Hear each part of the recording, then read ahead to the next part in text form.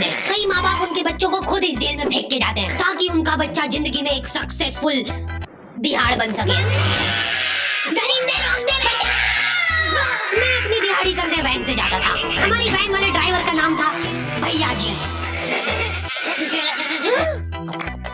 और उसकी वैन का नाम था मैजिक, जिसका हर दूसरे दिन टायर पंचर हो जाता था। बच्चे लोग स्कूल जाके पढ़ना सीखे ना सीखे, टायर पंचर बनाना जरूर सीख जाते थे। लेकिन भैया जी से मेरा अलग अटैचमेंट था। उनसे मेरे को दिल से नफरत थी। ये आदमी सुबह 5 बजे आके मेरे घर के सामने हॉर्न बजाता था। अरे भैयू, ओए भैयू, जल्दी से तैयार हो जा बेटा, 5 मिनट में निकलना है फटाफट। 9 बजे का स्कूल है यार हमारा। लेकिन ये आदमी सुबह सबसे पहले आके मेरे को लेता था। उसके बाद हम 3-4 घंटे पूरे शहर भ्रमण पे निकलते थे। शहर के पूरे आखिरी कोने से बच्चे लेने के आता था ये आदमी। जहाँ पे वैन जा भी नहीं सकती उधर कूदा कूदा के ले जाता था ये, और फिर टायर पंचर हो जाते थे। शाम पड़े वापस से हमको घर घर छोड़ के आता था ये। जिंदगी बर्बाद कर दी थी भैया जी ने मेरी। सबसे पहले लेते थे और सबसे आखिर में छोड़ते थे। लेकिन मैं फिर भी उसी वैन में जाता था क्योंकि चमेली भी हमारी वैन में आती थी। और बात यह है कि वो मेरे पास ही बैठती थी, मतलब मजबूरन। उसके पास और कोई ऑप्शन ही नहीं बचता था और मैं बचाता भी नहीं था। मैं घर पे जाते से जो 2-3 घंटे मेरे को सोने के लिए मिलते थे उसमें सोता नहीं था और मैं प्लानिंग करता था कि कैसे चमेली सिर्फ मेरे पास बैठे। चमेली सबसे आखिर में आती थी और मैं सबसे पहले सुनसान वैन में चढ़ के बस्ता अपने पास में रख के और फसर के सो जाता था। बाकी सारे बच्चे अपना बस्ता गोदी में रखते थे क्योंकि तुम्हारे बाप की वैन नहीं है। मतलब मेरे भी नहीं थी, पर मेरे ऊपर भैया जी को तरस आ जाता था कि बेचारा 5 बजे से आया है, तो वो सोने देते थे। अरे कैसे चला रहा है ये गाड़ी? रुक जा, गाड़ी चलाना नहीं आती क्या? देखो, आदमी इतना तभी चिढ़ता है जब उसकी जिंदगी में कोई लड़की ना हो। नहीं है ना? नहीं, मैं समझ सकता हूँ लड़की ना होने का दुख दर्द। मैं भी किसी जमाने में लड़कियों की तलाश में गली मोहल्ले भटकता था। फिर एक दिन मेरे पास से वो निकली। जैसे ही मैंने हैपन खोल के देखा, उसकी आईडी मेरे फोन पे चमक रही थी। हैपन ये एक रियल लाइफ डेटिंग ऐप है। यहाँ पे तुमको वो लोग मिलेंगे जो तुम्हारे आस पड़ोस से निकले हो कभी ना कभी। 100 किलोमीटर दूर रहने वाले लोगों से बात करके फायदा ही क्या जब तुम मिल ही ना पाओ। और अगर तुम्हारी घिनौनी शक्ल देख के यहाँ पे तुमसे कोई प्यार मोहब्बत नहीं भी करता है तो तुम फ्रेंडशिप तो कर ही सकते हो फिर भी। So go and check it out happen. Link is in the description.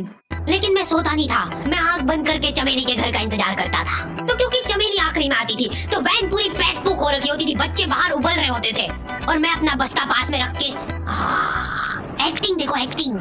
और जैसे ही वो आती थी, हड़बड़ाना नहीं, ऐसे टाइम पे हड़बड़ाते नहीं है कि फटाफट बैग उठाया और आओ इधर बैठो जल्दी।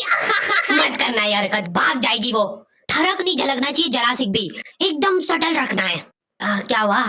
और कहीं जगह नहीं है क्या? तेरे मुंह में कूद दूंगा मैं। अच्छा ठीक है, इधर ही बैठ जाओ। देख रहे हो एक्टिंग देखो तुम लौटने की। ना जाने कौन सी नशीली खट्टी मीठी खुशबू लगा के आती थी चमेली। आज तक उसकी खुशबू है मेरी नाक में। मैं वो खुशबू का पूरा मजा ले ही रहा होता हूँ, इतने में एकदम भभका बास आती है निकाह से। जैसे ही मैं बाहर जागता हूँ, मरा हुआ कुत्ता पड़ा है वहाँ पे। एक काली कार शूक करके निकली और मेरे बच्चे को मार दिया। कैसे करके निकली? शूक। ऐसे नहीं निकली थी, मैं यहीं पे खड़ा था। वो कार आई थी और जैसे ही वो बच्चा नीचे आया तब वो बच्चा चिल्लाया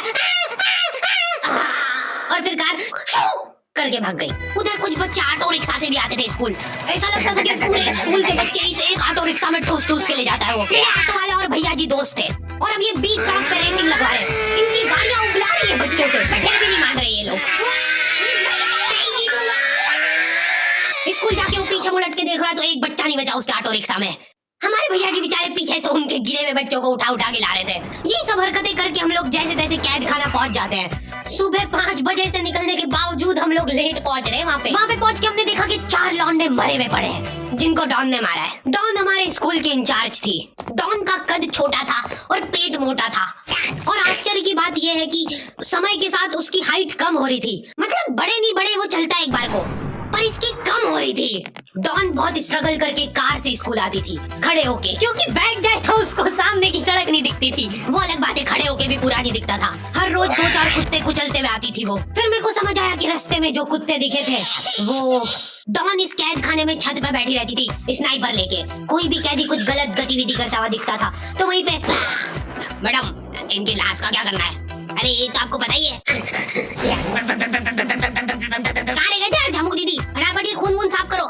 झमू दीदी बुलेट से स्कूल आते थे और ये अफवाह फैली हुई थी पूरे स्कूल में कि उनके घर पे मर्सिडीज भी है। लेकिन झमू दीदी हम्बल रहना पसंद करते हैं। ऐसा कहा जाता था कि ये स्कूल ऑन पेपर झमू दीदी के नाम पे ही है, पर वो हम्बल रहने के लिए यहाँ पे झाड़ू पोछा लगाती है।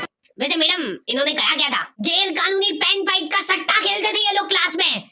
उससे मेरे को प्रॉब्लम नहीं है, मेरे को क्यों नहीं? हाँ, हमारी क्लास में पेन फाइट का सट्टा चलता था।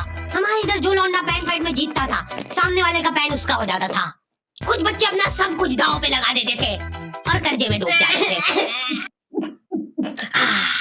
फिर भी वो लोग हार नहीं मानते थे और अपने दोस्त से पेन उधार लेके खेलते थे और वापस हार जाते थे।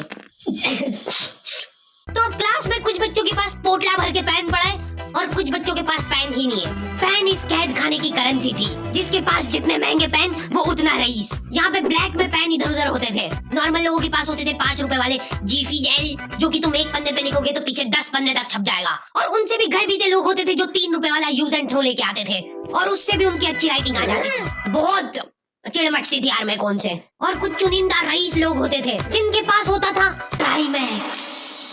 हर बच्चे का सपना होता था कि उसके पास एक ट्राईमैक्स हो, साथ में आसपास 2-4 लड़कियां हो। प्लीज मेरे को यहाँ पे ऑटोग्राफ दे दो। ये लो ट्राईमैक्स की इनके ये ट्राईमैक्स क्या बात कर रही है? सही में एकदम रईस लोग ही अफोर्ड कर पाते थे ट्राईमैक्स। वो बाबड़े भी एक अक्षर लिख के रिफिल खोल के देखते थे। खाली हो रही है तो एक बार एक रईस बच्चे का ट्राईमैक्स चोरी हो गया। पूरे स्कूल में हाहू मच गई थी। वो देखो, उनको पता चला कि वो आदमी दौड़ भी सकता है। हमारे स्कूल में कुछ भी कांड हो रहा है, ये आदमी सबसे पहले दौड़ के आएगा, पूरा बैग खोल चोर और बच्चों के बैग चेक करेगा। स्कूल वालों को भी इसकी सैलरी देते वक्त सबसे ज्यादा खर्ची है। सैलरी किस चीज की? इस आदमी की शक्ल देख के ऐसा लगता था कि ये स्पोर्ट्स की आड़ में वैन वालों के साथ मिलके बच्चों की स्मगलिंग करता है। इस महान आदमी का नाम था भूषण। इसने अपनी जांग पे टैटू करा रखा था, भू अलग जांग पे, षण अलग जांग पे। सर कल से खो खो खेलने के लिए कितनी बजे आना है? वो तो बैग चेक करा पहले तू। इन्होंने पूरे कैद खाने के कैदियों को लाइन से खड़ा कर दिया है। पेन हमारी क्लास के बच्चे का गुमा है और पूरे स्कूल में ढूंढ रहे हैं लोग। आखिरी में पता चलता है कि वो बच्चा घर पे भूल के आ गया था उसका पेन। सॉरी बेटा, एक फेड में मुंह देगा। ऐसे तो नमूने बच्चे थे हमारे स्कूल में और टीचर लोग उनसे भी गए बीते थे। हमारे स्कूल में टीचरों को उनके नाम से कोई जानता ही नहीं है। बच्चों ने उनकी हरकतों के अनुसार टीचरों के नाम रखे हुए। हमारे इंग्लिश वाले टीचर का नाम था छोटा भीम। इससे चिड़चिड़ा आदमी मैंने आज तक नहीं देखा। छोटा भीम की हॉबी थी लड़कों को कूटना। उस बेचारे की हाइट छोटी थी तो बच्चे के मुंह तक उसका हाथ ही नहीं पहुंचता था। बेचारा ऊंचा कुचक के मारता था, फिर भी कमर तक ही हाथ पहुंच पाता था उसका। एक पॉइंट पे मेरे को ऐसा लगने लग गया था कि उसको सैलरी लड़कों को कूटने की मिल रही है। कभी किसी बच्चे को बहुत ज्यादा मार दिया, घायल हो गया वो बेचारा, ये लो आपका एक्स्ट्रा बोनस। तुम्हारा बाप करेगा क्या? सर मेरे पापा मर गए थे, मर जा।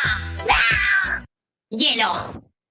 अरे वाह, नहीं चल रही सांस, तो नहीं चल रही है। हाँ कंफर्म मर चुका है ये। ये लो आपका प्रमोशन हो गया है। लड़कियों से उसका अलग अटैचमेंट था। कौन सा परफ्यूम लगा के आई हो? सर थोड़ा दूर रहो। अरे मैं कुछ कर थोड़ी ना। भोली सी सूरत और आंखों में ठरक लेके स्कूल आ जाता था ये daily. So this means that he will jump over it and then he started. ये आदमी इंग्लिश को इंग्लिश में ही ट्रांसलेट करके चल जाता था हमारी नंगी आंखों के सामने। इधर वॉशरूम में मौत का नंगा नाच मचा रखा था लॉन्डो ने। 4 लॉन्डे दिन भर वॉशरूम में जाके खड़े हैं, कुछ भी नहीं कर रहे वो लोग वहाँ जाके। उनको बस मन की शांति मिलती है वहाँ जाके। अगले दिन उन चारों ने प्लानिंग करी, कुछ तो प्रोडक्टिव करते यार वहाँ जाके। अगले दिन वो सब पानी की बोतल लेके गए। अब वो पानी पी पी के हाथों हाथ मूत रहे हैं और ये टीचर लोगों को प्रॉब्लम